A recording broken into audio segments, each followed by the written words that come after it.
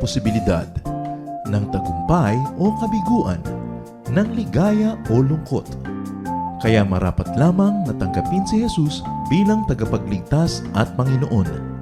At matapos yun ay panariwain ang katapatan at paglapit sa Kanya bawat araw o day by day. Ang day by day ay naglalayong umalalay sa pang-araw-araw na pamumuhay. Narito po si Kuya Ed Lapis sa mensaheng pinamagatang Enemies of World Peace.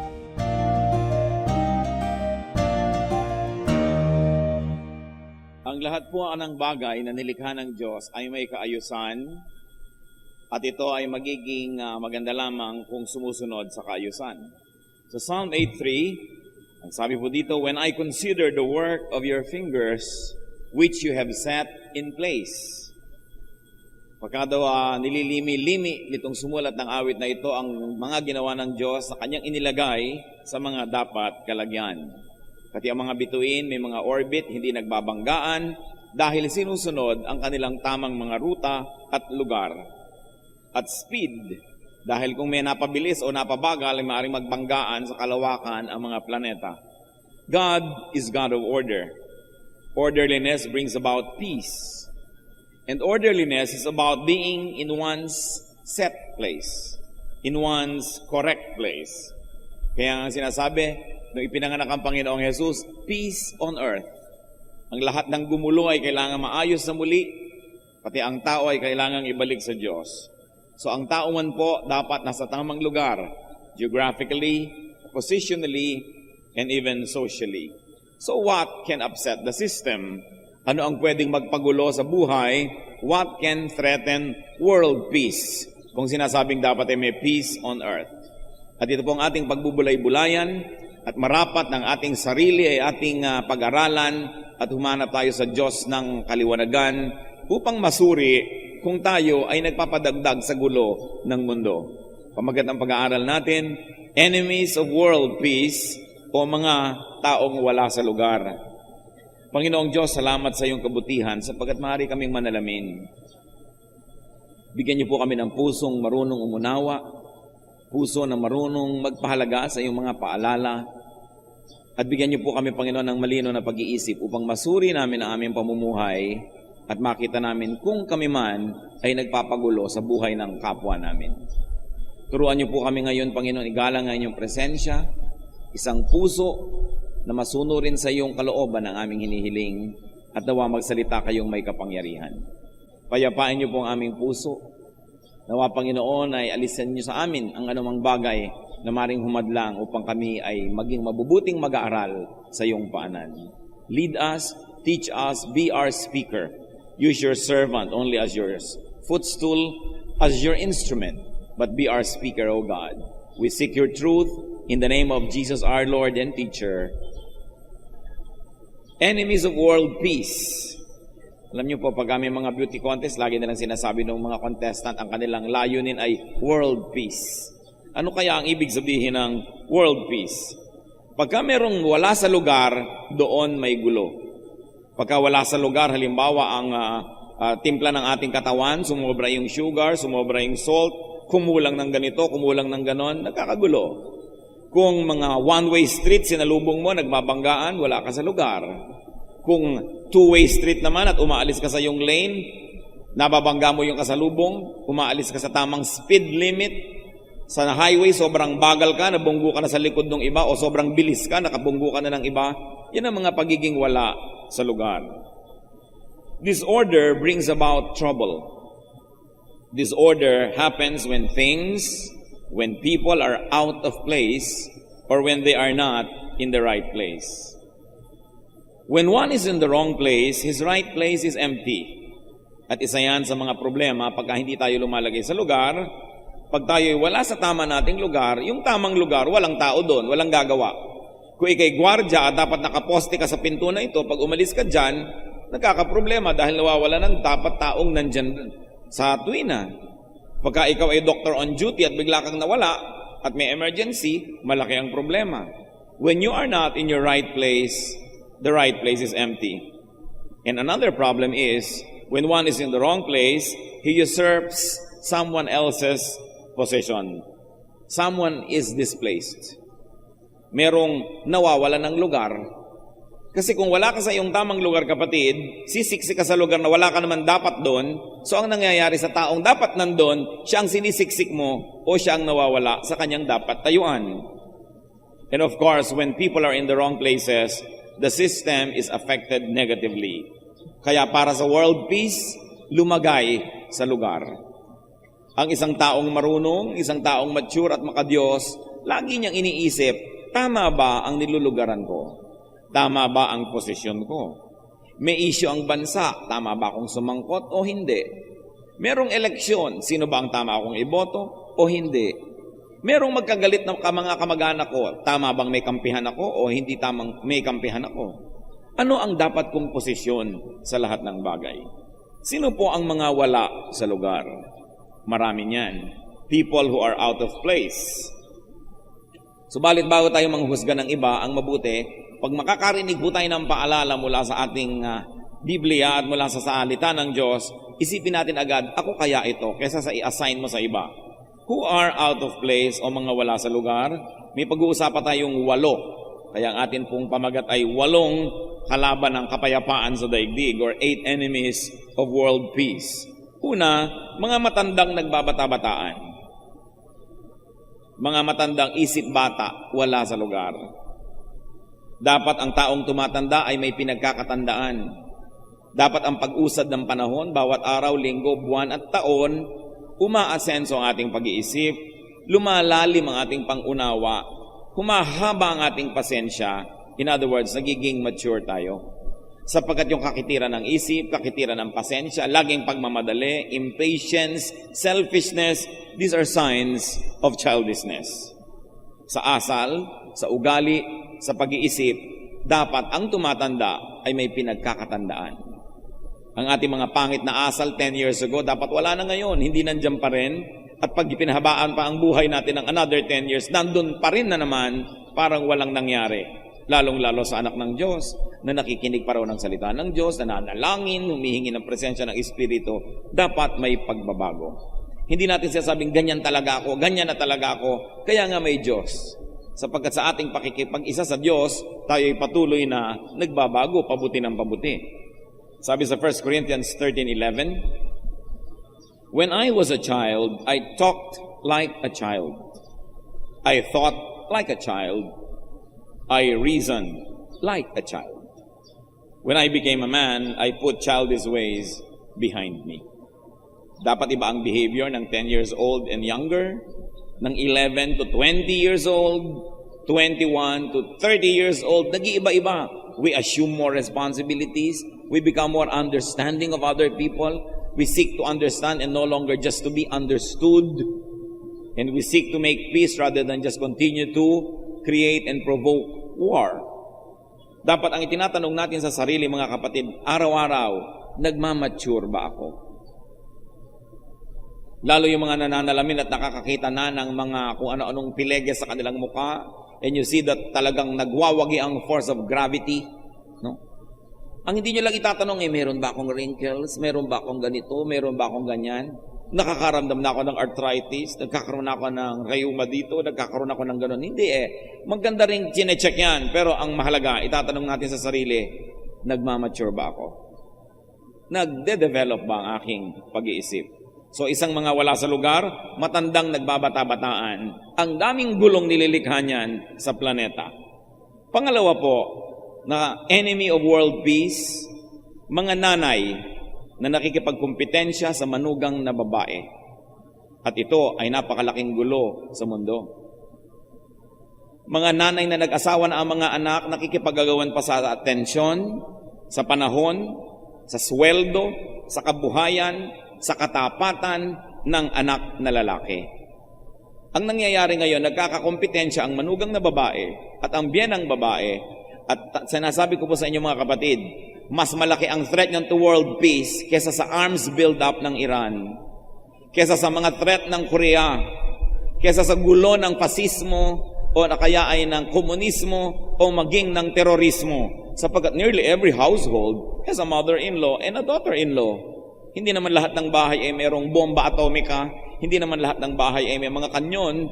Pero ito ang pinakamalaking gulo. Nalilimot ng mga ina na ang kanila pong papel ay palakihin ng anak at matapos ay i-deliver ito sa mapapangasawa. Ang partner ng ina ay ang ama, hindi ang kanyang anak. Ang partner ng may asawa ay ang kanyang asawa, hindi ang kanyang magulang. Bagamat dapat tayong patuloy na maging mapagmahal sa ating mga magulang, wala dapat nalilito kung sino ang sino. Genesis 2:24, sabi po ng salita ng Diyos, "For this reason, a man will leave his father and mother and be united to his wife, and they will become one flesh." Malaking threat sa world peace. Sabi nga natin, hindi ang nuclear arms ng Iran, kundi ang pagsasawala sa lugar ng magbiyanan. Ang pagkawala sa lugar na ito ang madalas na ugat ng hidwaan ng magbiyanang babae. And I tell you, sa atin pong karanasan ng 3 dekada ng pagpapastor, ito ang pinakamalaking problema ng sangkatauhan, ang magbiyanang babae. Higit pa sa drugs, higit pa sa krimen, higit pa sa tsunami o mga bulkang pumuputok o kaya yung mga gumuguhong mga bundok, sapagkat mas maraming buhay na sinisira ang ganitong mga hidwaan. Dapat lumagay sa lugar. Ang babae ay reyna sa bahay ng kanyang asawa, hindi sa bahay ng kanyang anak. Kaya ang mga manugang na babae, kung nakikisuno naman kayo sa inyong mga biyenan, ang reyna doon ang inyong biyenang babae. Pero ang mga biyanang babae naman, kung nasa bahay kayo ng inyong anak, huwag lilimutin ang reyna doon ay ang inyong manugang. Pag ang lahat ay lumulagay sa lugar, hindi magkakagulo ang mundo. Ano po ang isang description sa isang babaeng matino? Proverbs 31:27 and 28. She watches over the affairs of her household. Her husband praises her. Nakikita niyo pang inaatupag niya ang kanyang sariling tahanan, at ang gusto niyang makasama, ang pagpuring dapat niyang tanggapin ay galing sa kanyang sariling asawa. Isa lang ang pwedeng reyna ng tahanan sapagkat iisa ang trono at nagkakagulo ito pag may nag-aagawan. Ang nanay, partner ng tatay. Manugang na babae, partner ng anak na lalaki. Hindi yan dapat nakakalito. Napakasimpleng katotohanan na walang dapat nakalilito. Kaya ang atin pong laging mungkahi at pakiusap sa mga biyenang babae, sapagkat kayo po'y higit na may edad, may impluensya, at nakapwesto na kayo sa inyong pwesto bago pa man ikinasalang inyong mga anak, mas malaki ang inyong kakayahan na ayusin ang relasyon ninyong magbiyanan. Mas malaki ang inyong pananagutan. To whom much is given, much is required. Hindi naman dapat limutin ang mga manugang na dapat nila talagang gawin ang lahat ng kaya nilang gawin upang maging magalang, mapagmahal, upang maging mabuting manugang. Subalit, sa edad na lang, pag kayo'y tinuusan ng Diyos, mas malaki ang pananagutan ng mas nakakatanda. Sapagkat siya ang mas maraming impluensya, mas marami siyang pwedeng sirain o buuin, kaya malaki ang pananagutan. Mga anak na lalaki, lagi niyong mamahalin ang inyong mga magulang kahit kayo may mga asawa. Mga manugang, mahalin ang inyong mga biyanan. At mga biyanan naman at mga magulang, be worthy of respect. Be respectable. Igalang ninyo ang inyong mga sarili at igalang nyo rin ang mga nakakabata sa inyo, maging ang inyong mga anak at mga manugang, at matatahimik ang mundo. Sabi sa Ephesians 6:4, "Fathers, do not exasperate your children." Huwag nyo daw inisin ang inyong mga anak. Sapagkat meron tayong kakayahan na gawin yan dahil may impluensya tayo. Meron tayong kapangyarihan. And if you're going to extend that, fathers, do not exasperate your children-in-law. Kasi ang mga asawa ng anak nyo ay anak nyo rin. Isa pa pong panggulo sa mundo at sa buhay, third party sa love triangle. Isa pa ito na talagang threat to world peace. When there is a married couple and there is a third party, ito ang isang lugar sa mundo na pinakamaling matungtungan ng sinuman. Mark 10:8, "The two will become one flesh, so they are no longer two, but one." In Hebrews 13:4, "Marriage should be honored by all, and the marriage bed kept pure, for God will judge the adulterer and all the sexually immoral." Hanapin ang tamang lugar sa mundo. Kung gusto nyong may kapartner kayo sa buhay, makipag-partner doon sa pwede rin makipag-partner sa inyo. Subalit, gawin ang lahat ng magagawa na hindi kayo mapapartner sa may kapartner na, sapagkat magkakagulo talaga ang mundo. Sa Valentine's Day na lang, litong-lito yung kung sino ang pang 14, sino ang pang 13, sino ang pang 15. May post, may pre. Alam nyo kung may mga post at mga pre-Valentine's, sa dami ng kadate. At magulo yan. Nasaan ka sa Noche Buena, nasaan ka sa Medianoche, nasaan ka pag Holy Week. Nagkakapalit ko minsan ng mga anniversary. Kaya yung mga iba, naglilito-lituhan na lang talaga dahil talagang nakakalito. Pero alam nyo po ang wala sa lugar, yung kerida na nagseselo sa tunay na asawa, talagang walang-wala yun sa lugar. Ikaw labang ang nakikisingit, may gana ka pa magselos. Wala sa lugar ang magselos at makipag-compete sa tunay na asawa. Kahit ka pa nga kerida, magkaroon ka naman ng class, huwag mong limutin kung sino ka. Yan ang gulo ng mundo. Nalilimot ng tao kung sino siya. Nakikiambus-ambus lang, ang gusto pa sa kanya ang jackpot. Mali na nga, lagyan man lang ng konting decorum. Kaya siguro may aklat na lumabas noon, etiquette for mistresses. Kagandahang asal, no? Sa mga kulasisi. Dahil kung minsan yan pa ang mga malalakas ang loob mag-demand, magselos, walang-wala sa lugar. Isa po pong enemy of world peace, parents who live through their children. Mga nabigong maging dentista, pinipilit ang anak nila maging dentista. Mga nabigong maging engineer, pinipilit ang anak maging engineer. Dahil hindi nila maipamuhay ang kanilang mga pantasya sa buhay, gagamitin nilang props ang kanilang mga anak na tagatupad ng kanilang mga dinatuloy na mga pangarap. It's out of place, making the children live out their parents' dreams and fantasies and frustrations. And you know why it's wrong? Because every person is wonderfully made. Every person is uniquely designed by God. Psalm 139 verse 14, I praise you because I am fearfully and wonderfully made. Ang bawat nilalang ay kahanga-hanga ang pagkakalikha ng Diyos. At meron siyang likhas na ibinigay ang Diyos.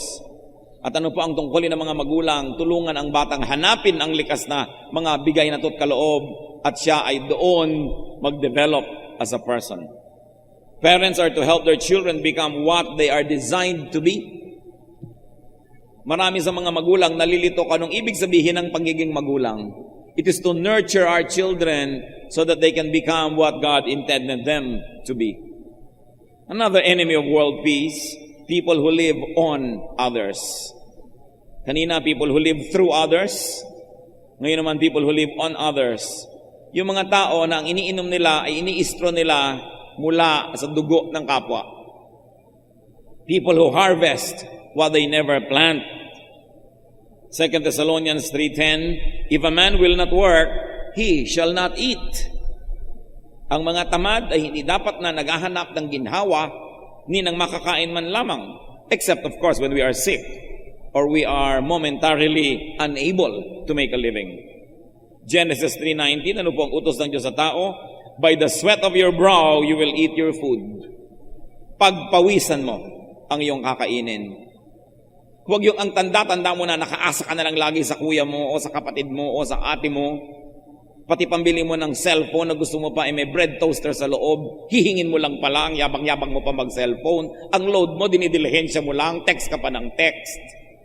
Gusto pa mag-party ng mag-party tuwing birthday, eh wala namang kinikita, bagsak-bagsak naman ang mga grade.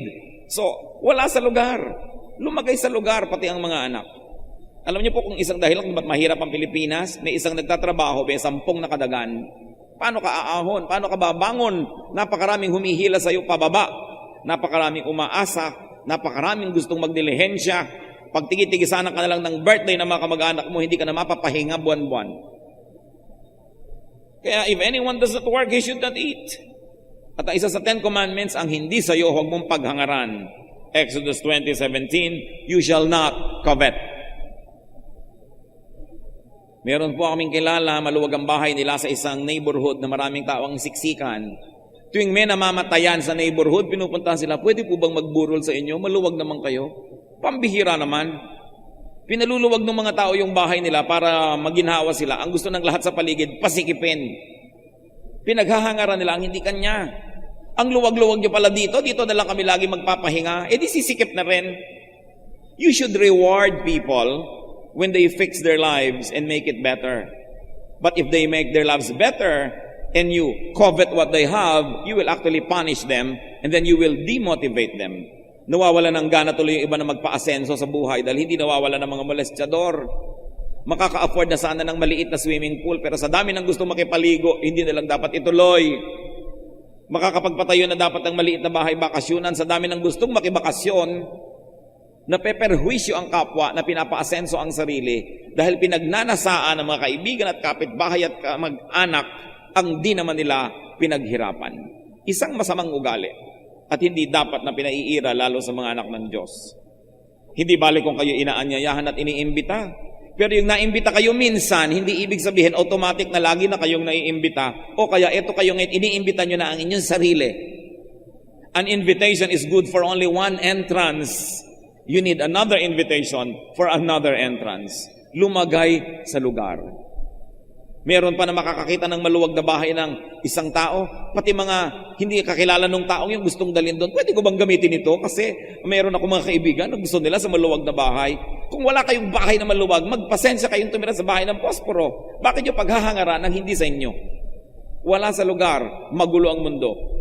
Another enemy of world peace, insubordinate subordinates. Mga sakop na ayaw pasakop. People who break the chain of command. May kaayusan ng lahat ng bagay. May chain of command. Titus 2:9 and 10. Teach the slaves, therefore the subordinates, to be subject to their masters, therefore organizationally the superiors, in everything.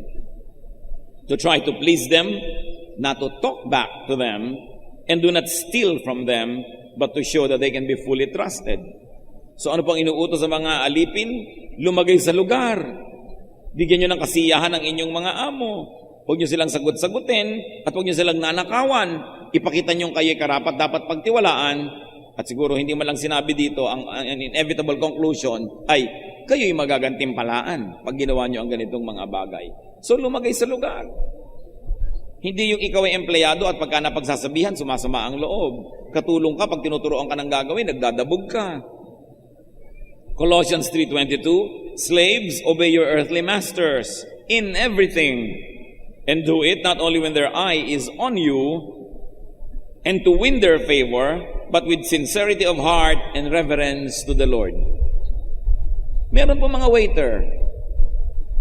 Tatawagin mo dahil itatanong mo ang tungkol sa mga gusto mong makain. Ang tagal-tagal mo nag-iisip. Sabi, ganyan na lang ganyan. Impatient na. Kasi sabi mo, ano bang tawag sa'yo? Waiter po. Ano bang ginagawa ng waiter? E di wait. Mag-wait ka dyan, huwag ka magdabog. Yan ang trabaho mo. Pagka 3 beses mo nang natawag, mainit na ang ulo. Pag nagreklamo ka, ay may langaw. Naku, nakairap pa sa'yo. Wala sa lugar. You are there to serve. So you give service. Mayroong mga tindera na text ng text. Pag kami tinatanong ka, hindi ka malang tingnan. No? Wala sa lugar. Nagtitinda tapos text ng text. Mga pinagsasabihan mo, masasama ang mga loob. Mayroon pa mga construction worker. Pagsabihan ng may-ari, halimbawa, na mali ang gawa, anong ginagawa nila sa mga tubo ng plumbing, nilalagyan ng mga simento. Maliit na butas na lang ang natitira. Kaya after 1 week, barado na. Pinagtatawan na nila yung may-ari. Barado ang ginawa niya. Pero hindi niya kaya alam na may Diyos na nakakaalam ng ganung mga bagay. Kasi ikaw, pagka carpenter, dapat gumagawa ka, hindi ka sumisira. Binabayaran ka para magtrabaho ka. Ang mga tao gusto nila, meron silang sweldo, pero mga ayaw magtrabaho. Pagka nagkaroon na regular na sa trabaho, gusto nila mag-union, mag-welga, ayaw magtrabaho, gustong sumweldo. Wala sa lugar. Kaya mahirap ang pag-asenso ng bayan. At isa pa po mga wala sa lugar, disobedient children. Kaya ang linaw-linaw ng utos sa Panginoon. Sa Colossians 3:20, children, obey your parents in everything, for this pleases the Lord. Siyempre, ang mga magulang naman, tayo ang nagde-determine kung ano na bang level ng ating children para unti-unti na rin natin silang binibigyan ng mga laya na deserve na nila dahil nagpapakita sila na mature. But children are to obey their parents in everything. Unless, of course, your parents want you to do something very evil and you know it's very bad. Like kill somebody, burn a house, steal. Alam mong hindi yun tama. Pero utos yan at lumagay sa lugar ang mga anak. Sa sobrang pagsakop naman kung minsan ng mga magulang, we produce people with slave mentality. Alam niyo po kung bakit maraming mga Pilipino na aabuso, lalo kung nasa abroad o nasa mga trabaho. Kasi hindi rin natin sila tinetrain sa bahay ng mga tuwiran, hindi natin tinetrain na magsalita kung nahihirapan o meron silang kahit konting pagtutol. Hindi rin naman mabuti ang bunga nung sobrang walang sasagot, walang kikibo. Dahil nadadala nila hanggang pagtanda nila na kahit iba nang umaapi sa kanila, hindi nila matutulan. So ano pong magandang timpla? That we allow our children to disagree. We allow our children to voice out their opinion, but always in a respectful way.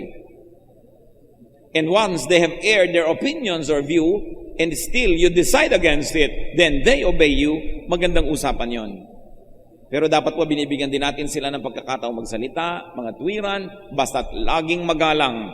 At matapos maiparinig nila ang kanilang gustong sabihin, ang pasya pa rin natin, salungat man sa gusto nila ang masusunod. Pero at least nasabi nilang gusto nila, at tayo naman mga magulang, kung nakita natin may point nga sila, we should be humble enough to say, oh anak, tama ka dyan. O sige, gawin natin ang tama. Hindi yan sign of weakness. It is a sign of strength. Because only the truly strong can say, I was wrong. I'm sorry. People of weak character will never say sorry and never admit their mistakes. Kaya mas maganda na ipapakita din natin, napapalaki natin ang mga bata na sila man, pagdating ng panahon, marunong mag-admit ng mistakes, marunong mag-sorry, nababawasan ang gulo ng mundo. Another enemy of world peace is exemption seekers. Yung meron ng mga batas, ayaw pang sumunod, laging gusto, puwera sila, laging gusto, hindi sila kasali, pagka sila, you break the rules. People who place personal interest above social order, above fairness. 2 Kings 17:37, you must always be careful to keep the decrees and ordinances, the laws and commands He wrote for you. So kung may mga ordinansa po, may mga kautusan, mga alituntunin, sundin natin. The only time when you should ask for exemption is when times of matter of life and death, of extreme emergency. Pero in every other way, para may kaayusan ng lipunan, sumunod sa kaayusan at sa mga dapat sunding mga batas. Isa sa mga dahilan kaya ang gulo-gulo ng ating traffic, sinabi ng walang titigil dito, tumitigil. Sinabi ng walang tatawid dito, tumatawid. May mga overpass na, nagkakagulo pa rin yung tao. May bakod na, sinasampa pa, inaakyat pa. At oras na asagasaan mo, kasalanan mo pa rin. Samantalang hindi mo naman inaasahang may tao dun dahil may bakod yung gitna ng kalsada at may overpass, ba't may tao? Pero sa hindi pagsunod sa batas, dahil ang gusto ang sarili ang masunod, nagkakagulo ang lahat. Philippians 2:4, each of you should look not only to your own interests, but also to the interest of others. And finally today, although dapat marami pa yan, yung mga enemies of world peace, saka na natin babalikan ng iba. Intruders, gate crushers, privacy violators. Ito, napakaraming Pilipino ang guilty. Marami sa atin, wala tayong galang sa privacy ng iba. Nakikinig sa mga private conversations. Ano po ang gagawin ninyo kung kayo ay nasa isang lugar na may telepono, biglang nag-ring at biglang nakikipag-usap yung kausap nyo kanina nasa telepono na at mukhang ang pinag-uusapan nila ay private matter? Ang tamang gawin ng sibilisadong tao ay tumayo, lumayo, tumingin sa painting, sa langit, magbilang ng paru-paro, do something so you don't hear the conversation. Yun ang ginagawa ng matinong tao. So magtanong kayo sa sarili natin, matino ba ako o pagka meron nakikinig pa ako lalo? At yung iba sumisingit pa, ano daw? Sabihin mo, ganito, ganyan, ganyan. Hindi naman siya kasali sa usapan. Ako napakaraming ganyan sa mga bahay Pinoy. Hindi naman kasali, sumasali. People who read someone else's letters o kaya ngayon mga text. Pag hindi nyo cellphone, hindi nyo dapat binabasa ang laman yan. Liban na lang siguro asawa kayo at meron kayong duda na may ka-text yan, pwede siguro dahil hindi na siya separate from you. You are one. Pero only when the unity of your union or when the strength of your union is strengthened on all other things, you should give your spouse privacy. Yung pakikitungo niya sa kanyang mga kamag-anak, sa kanyang mga kaibigan, sa kanyang mga empleyado o kasama sa trabaho, may privacy siya dapat doon. Ang pwede lang panghimasukan ng isang asawa kung merong panganib na may nang aagaw sa kanyang asawa. People who enter private spaces without being invited. Lalo mga bedrooms. Yung mga bedroom, kahit sa sarili natin mga kapatid, mga anak, magulang, abay kumakato ka naman bago ka pumapasok dyan, hindi bas para kang pumapasok sa plaza. May privacy dapat tayong ibinibigay sa ating mga kapwa-tao, including private moments. Kung minsan nakikita mong merong tao, nag-uusap sila, bulungan na nga, lalapit ka pa, sasali ka pa, mag-aalok ka pa ng kung ano-ano, gusto mong kape, gusto mong candy, kasi gusto mo lang sumali sa usapan. Minsan may mag-amang nag-uusap o mag-ina, magkapatid, mag-asawa. Pag nakita nyo medyo tahimik ang usapan, huwag na muna kayo sumali. Liban na lang, yayain kayo, hali kayo rito, makiupo dito. Kasi napakahirap nung, lalo kung maliit ang space nyo sa bahay, tapos wala pa kayong paggalang sa isa't isa, sobrang daming pressure. Umiinit tuloy yung ulo ng mga tao, hindi maipahiwatig kung ba't nagdadabog, yung pala naiinis na, hindi naman masabi, dahil hindi nga tayo na-train magpahayag ng ating damdamin. So kung ano-ano tuloy ang ginagawa, kung ano-anong escape ang ginagawa, lalong lumalaki ang problema. Kahit po mga magulang, asawa, kapatid o kaibigan, dapat gumalang tayo sa privacy ng ating kapwa. So Genesis 43:30, ano pong nakita natin ginagawa ni Joseph? Joseph hurried out and went into his private room. So meron siyang sariling kwarto kung saan kung gusto niyang umiyak, tumawa, malungkot, sumaya, ay meron siyang pagkakataong gawin yon na hindi napapanood ng iba. John 6:15, Jesus withdrew again to a mountain by himself. So pati ang Panginoong Jesus may mga private moments. Hindi niya kasama yung mga disciples, nag-iisa lang siya. So bibigyan po natin ang ating mga mahal sa buhay ng private moments. Hindi ibig sabihin no na hindi na nila tayo mahal o dapat na tayo magalit kung sila'y nananahimik sa isang gilid kung gusto nilang mapag-isa sandali. Pati po ang ating mga pinagtitiwalaan ng mga sikreto, our confidants, must respect privacy. Even the so-called partners in crime must respect privacy. Ano pong ibig kong sabihin? Nung araw, meron kayong ginagawang masama kasama ang isang taong ito. Tapos ngayon, naging Christian kayo, nasa church kayo, gusto mo magpatotoo, gusto mong bulat-latin ang bituka mo sa harap ng lahat.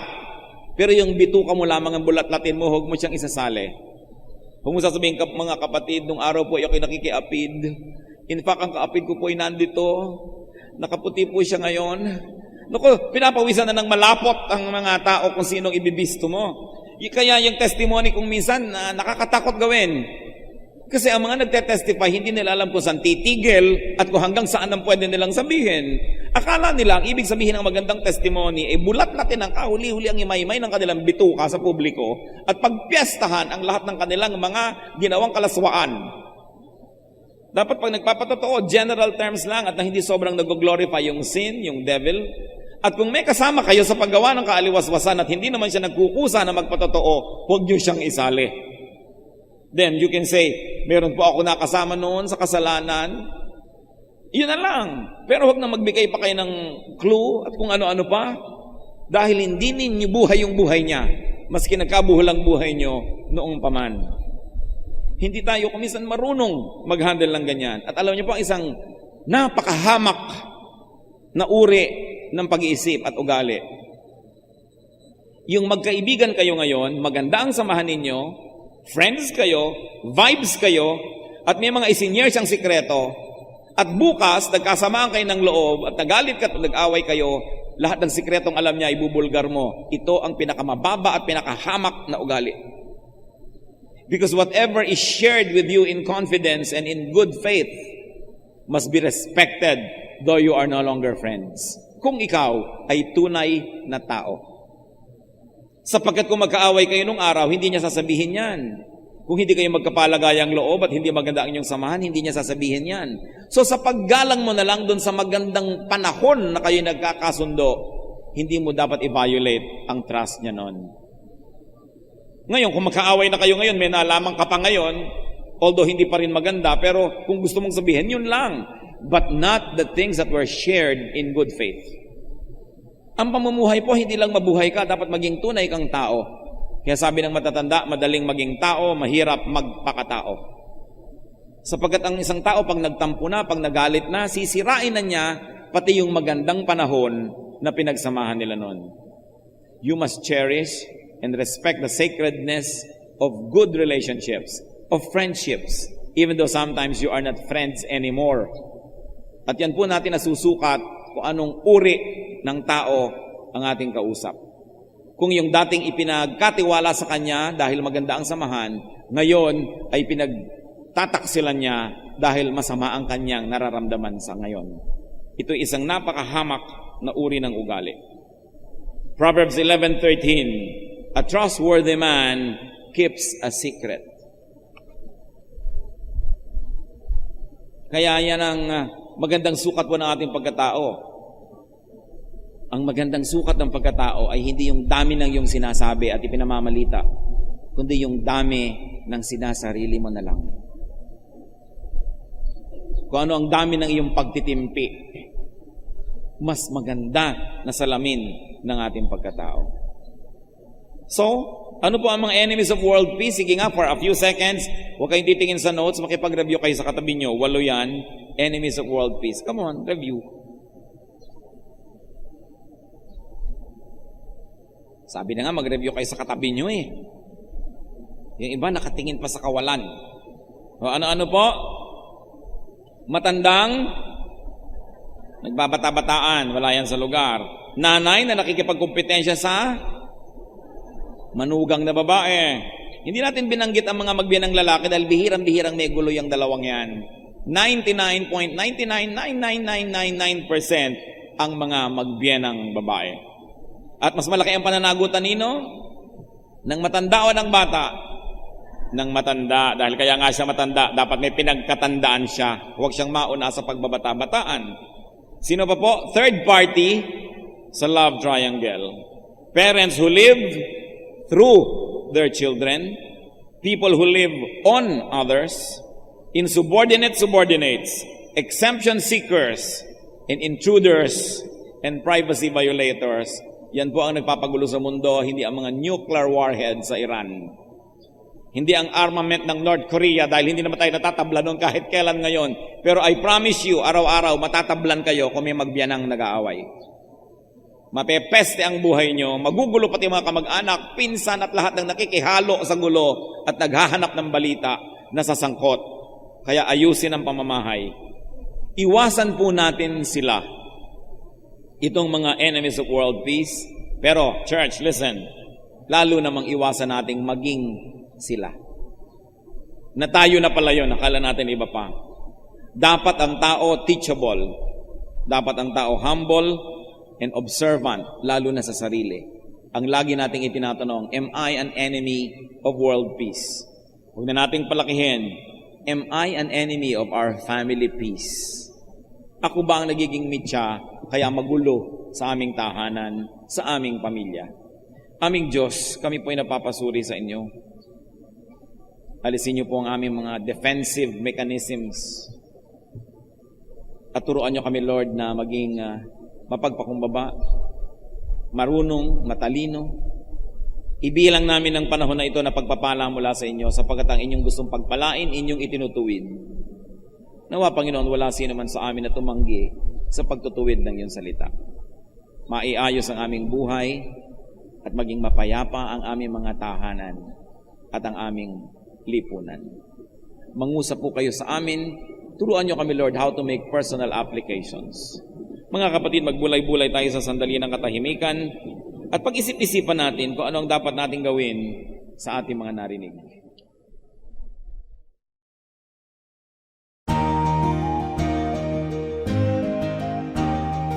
Ang katatapos pong mensahe ni Kuya Ed Lapiz ay pinamagatang Enemies of World Peace.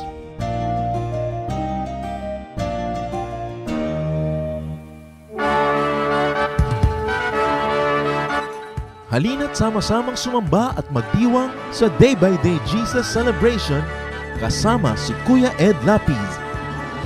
Bulwagan ng Panginoon PICC, one Sunday a month, Philippine International Convention Center, Rojas Boulevard, Pasay City. All other Sundays, sa mga day-by-day mini bulwagan ang pagtitipon. Para sa buwan ng Setyembre, gaganapin ito sa September 1, 2024. 8 a.m. ang First Jesus Celebration, 10 a.m. naman ang Second Jesus Celebration. Para sa iba pang detalye, bisitahin ang ating official Facebook page, Day by Day Friends.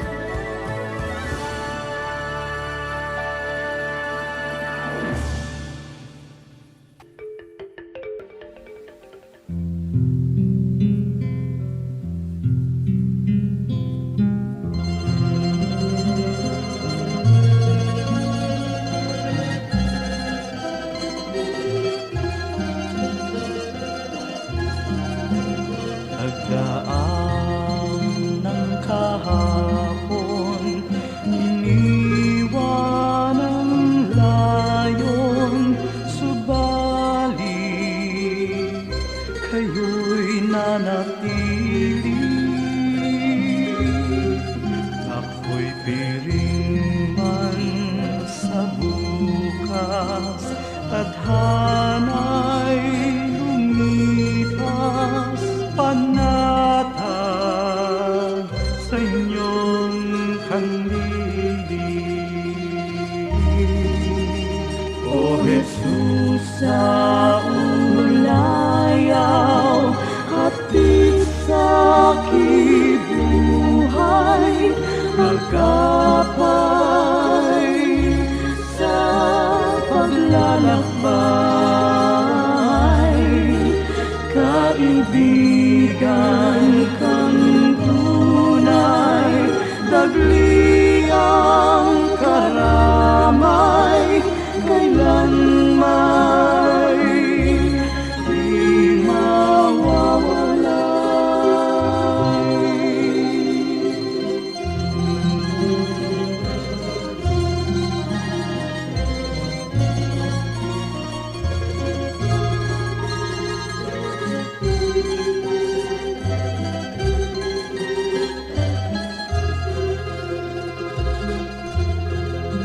sa tamis ng iyong hiya, masakit at hirap, sadyang hindi mananaig. O Jesus, kaulayaw, gawin pang malinaw sa akin ang iyong pag-ibig. O Jesus, sa ulayaw, hatid sa kibuhay, agapay sa paglalakbay, kaibigan kang tunay, dagli ang karamay, kailanman di mawawalay.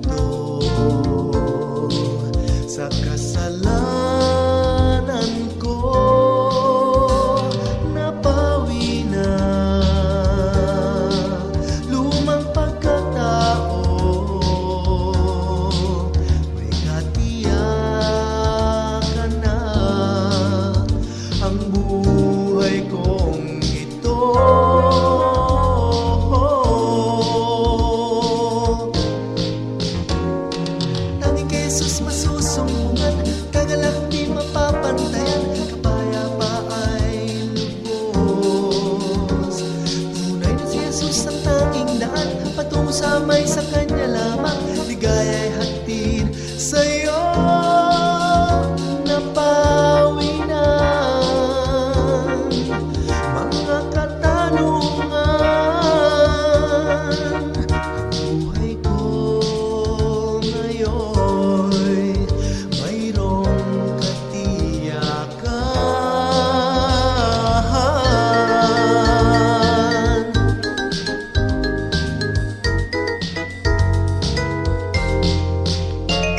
Ang buhay ko'y kanyang binago,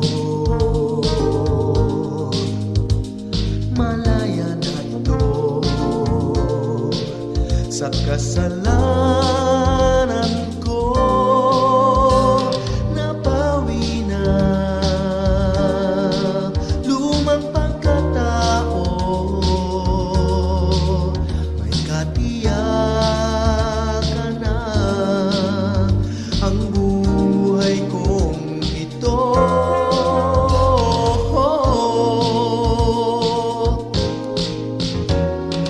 Tanging kay Jesus masusumpungan, kagalak di mapapantayan, kapayapa'y lubos.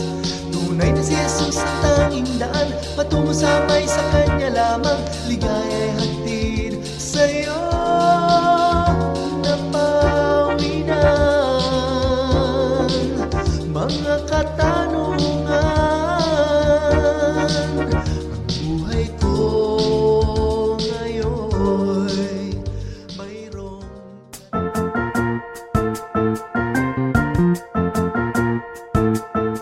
Oras na po para pansamantalang magpaalam ang programang Day by Day. Tayo po'y magsama-sama tuwing ika-6 hanggang ika-7 ng umaga, araw-araw.